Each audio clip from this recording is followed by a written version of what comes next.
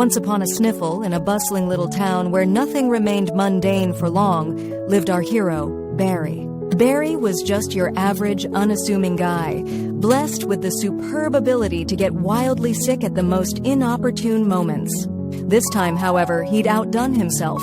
A legendary cold had transformed into a full-blown fever that turned his life into a comedy of errors needing medical intervention.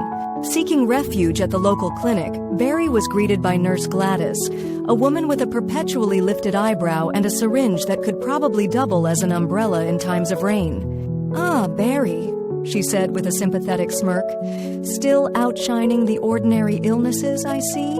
And thus began his journey, a regimen of twice-daily injections. But, dear reader, not just any injections. These were mystical shots with transformative powers aimed directly at the rear, a region he'd affectionately named the Cheeks of Thunder. On the first day, Barry sauntered in, trying to keep things dignified. "I shall endure this ordeal with the stoicism of..." "Ouch!" came his yelp as Nurse Gladys delivered the first cheeky jab. "Need some ice for that dignity?" Gladys quipped while prepping the second shot for later. The second injection was draped in the cover of mystery and nightfall. Surely things wouldn't go amiss again. But just after the appointment, Barry waddled home, a mix of bravery and posterior pain, uttering theatrical sighs. His roommate, Tim, an instigator of tomfoolery, couldn't resist poking fun. "How was your date with the syringe?"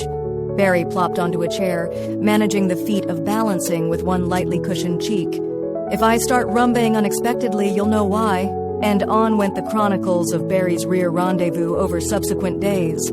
By day 3, the hospital hallways echoed with Barry's melodramatic narration each time he passed through them, offering live broadcasts of injection adventures, nowhere to hide, nowhere to sit.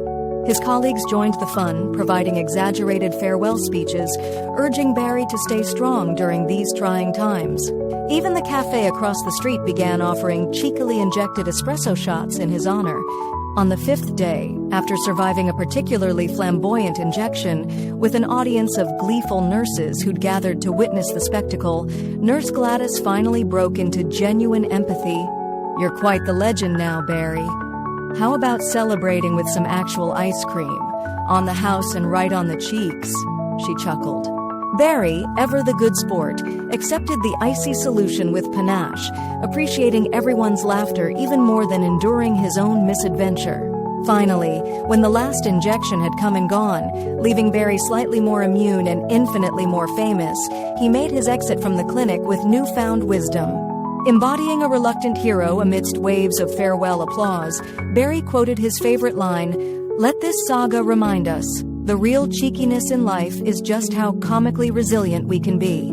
And so, as our tale closes, remember Barry's brave, or rather backside adventure, for laughter truly eases even the most peculiar pains.